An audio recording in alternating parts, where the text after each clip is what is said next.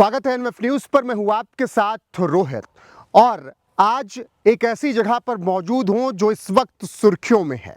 सुर्खियों में इसलिए क्योंकि मुस्लिम यूनिवर्सिटी बनाने की एक बड़ी प्लानिंग आज के लगभग 2.5 दशक पहले की गई थी। मैं इस वक्त उत्तराखंड के धौलास में हूं और उसी जगह पर हूं जहां पर मुस्लिम यूनिवर्सिटी बनाने की एक साजिश कह सकते हैं, प्लानिंग कह सकते हैं। और ये सब कुछ हुआ कांग्रेस की सरकार जब आई, पहली निर्वाचित सरकार उत्तराखंड की, और कांग्रेस राज में एनडी तिवारी के बहुत करीबी महमूद मदनी को जगह दी जाती है, उनके ट्रस्ट को जगह दी जाती है यहाँ पर एक शैक्षणिक संस्थान खोलने के लिए। और ये अच्छी खासी जगह दी गई है। पूरा अगर एरिया आप देखेंगे तो ये अच्छी खासी जगह दी गई है। दिखाएगा तस्वीरों में किस तरीके से ये एक बड़ा एरिया है और लगभग 20 एकड़ ज़मीन फिलहाल बताई जाती है, लेकिन इससे ज़्यादा ज़मीन है। और अगर आप इस साइड देखेंगे और तरफ तो यहाँ पर आपको दिखेगा कि ये पूरा फॉरेस्ट का एरिया है, यानी सरकारी ज़मीन है। और सबसे बड़ी बात, ये आईएमए के आसपास है, यानी सैन्य अकादमी के आसपास। इस ज़मीन को एनडी तिवारी सरकार में मदनी को, उनके ट्रस्ट को दे दिया गया मुस्लिम यूनिवर्सिटी खोलने के लिए।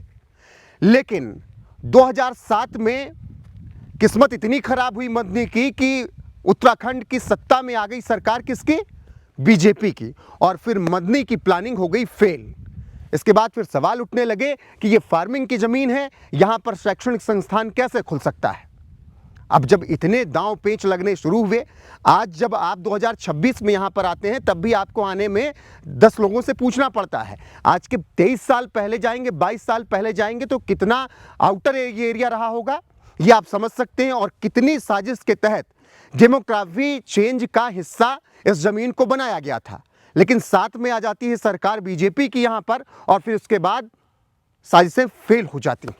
ये बात अभी तक आपने सुनी कि यह खबर है, जिसको लेकर उत्तराखंड के मुख्यमंत्री पुष्कर सिंह धामी ने यहां तक कह दिया है कि जांच की जाएगी और जमीन का एक भी टुकड़ा गलत तरीके से नहीं बिकेगा। और लैंड जिहाद, डेमोग्राफी चेंज की अगर साजिश रची जा रही है तो उन सबको सबक सिखाया जाएगा। यह अभी तक की खबर, लेकिन खबर इसके आगे की भी है। इसके आगे की खबर बताऊं उससे पहले, इंटरव्यू में इस आईएमए जमीन विवाद को लेकर उत्तराखंड के मुख्यमंत्री पुष्कर सिंह धामी ने मेरे साथ क्या कुछ कहा है, पहले वो सुन लीजिए। आईएमए विवाद जो निकलकर सामने आया है, जहां पर जमीन की खरीद फरोख्त कैसे हुई, उस पर अब बिक्री सही तरीके से जमीन की हो, उस पर सरकार क्या कुछ कर रही है? नहीं, देखिए, ये विवाद बहुत बड़ी किसी साजिश को दर्शाता है कि उसमें एक संस्थान बनाया जाए, संस्थान ऐसा बनाया जाए जो अलगाववादियों का अड्डा हो, देशद्रोह में शामिल होने वालों का अड्डा हो, राष्ट्र के अंदर तमाम प्रकार की जो विघटनकारी गतिविधियां चलती हैं उनका संस्थान हो, कट्टरवादी सोच को प्रशिक्षित करने वाला संस्थान बनाना एक बड़ी साजिश। और उसके बाद वहाँ पर मुस्लिम यूनिवर्सिटी बनाना, ऐसी सोच। और कांग्रेस के समय में ये ज़मीन आवंटित की जाती है। अब ये मामला आया है, हमने कहा है तत्काल इसकी जांच करवाई जाए, इसकी जांच होनी चाहिए। हमने प्रशासन को कहा है कि निष्पक्ष इसमें जांच करिए और सारी ज़मीन राज्य सरकार में कानून सम्मत उसको निहित कर दिया जाए। सर, क्या ये कांग्रेस और मदनी की मिली भगत थी और वो डेमोग्राफी चेंज का ही हिस्सा था ये पूरी प्लानिंग मुस्लिम यूनिवर्सिटी? बिल्कुल। देखिए, मदनी जिन जिन संस्थानों में या जो भी हमारे यहाँ पर तोड़फोड़ की घटनाएं हुई हैं, अन्य घटनाएं हुई हैं, या बनभूल पूरा हुआ है, या वक्फ की संपत्तियां हैं, उन सभी में मदनी का इन्वॉल्वमेंट है। और कांग्रेस पार्टी के शासनकाल में मदनी को जमीन आवंटित होती है, तो इसमें प्रत्यक्षम किम प्रमाणम, प्रत्यक्ष को प्रमाण की क्या आवश्यकता है। तो मुख्यमंत्री पुष्कर सिंह धामी ने यह आश्वस्त कर दिया कि किसी भी तरीके की परेशानी नहीं होगी और किसी की साजिशें यहां पर चलेंगी नहीं। और सैन्य अकादमी के आसपास जिस तरीके से मुस्लिम यूनिवर्सिटी खोलने का प्लान किया गया था उसे कामयाब नहीं होने दिया जाएगा। अब बात आगे की, दरअसल हुआ ये कि जब मदनी यहाँ पर शैक्षणिक संस्थान नहीं बनवा पाए तब उन्होंने ज़मीन बेच दी, ट्रस्ट ने उनकी ज़मीन बेच दी। कहा गया कि ये ज़मीन चली गई किसी मोहम्मद रईस के पास। मोहम्मद रईस के पास ज़मीन गई तो फिर यहाँ पर मोहम्मद रईस ने बड़ा खेल किया। खेल ऐसा कि प्लॉटिंग कर दी गई, जिसकी तस्वीरें आपने देखी कि प्लॉटिंग की गई और देखिए कि अलग अलग प्लॉट काटे गए यहाँ पर, पूरा लगातार आप देखेंगे ये प्लॉटिंग की गई और फिर तमाम नाम इसमें जुड़े कि किनको दिया गया है।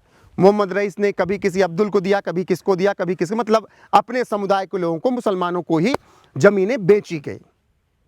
अब फिर इसके बाद खबर ये हुई कि क्या ये डेमोग्राफी चेंज की एक बड़ी साजिश थी, वो भी सैन्य अकादमी के आसपास इतने मुस्लिमों को प्लॉट आवंटित कर दिए गए। तो हम पड़ताल करने के लिए यहाँ पर आ पहुँचे।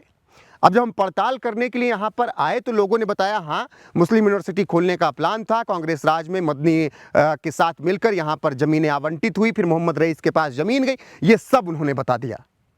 लेकिन फिर बातचीत के दौरान ही हमें पता चला कि इस तरीके से डेमोग्राफी चेंज करने का प्लान था कि यहाँ से थोड़ी दूर पे आमवाला करके एक जगह है। आमवाला वो जगह जहाँ से आज से 20, 25, 30 साल पहले मुस्लिम आकर बसे और वहाँ पर अब 95% मुस्लिम हैं।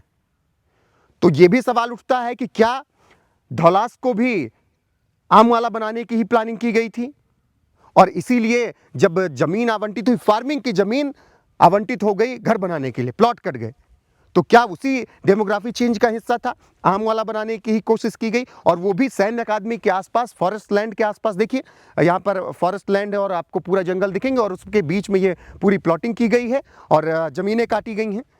लोगों ने ये सब बताया कि हाँ, आमवाला बनाने की पूरी प्लानिंग कर ली गई थी। इसीलिए सवाल कांग्रेस पर, सवाल उन मदनी पर जो कि यहाँ पर मुस्लिम यूनिवर्सिटी बनाकर एक बड़ा खेल करने वाले थे। अब लोगों से बातचीत के दौरान ही ये पता चला कि जो कहा जा रहा है कि यहाँ पर मुस्लिमों का कब्जा है, ऐसा नहीं है। मुस्लिमों का कब्जा अब छूट चुका है। उसके पीछे का कारण मुख्यमंत्री पुष्कर सिंह धामी। फिर मुख्यमंत्री पुष्कर सिंह धामी 2022 में इलेक्शन जीतते हैं तो लोगों ने कहा कि उस दौरान एक्शन शुरू हुआ। अवैध मदरसे, अवैध मजार, अवैध मस्जिदें और लैंड जिहादियों के खिलाफ, यानी लाल, पीली, नीली चादर वाले, उनको सबक सिखाया जाने लगा।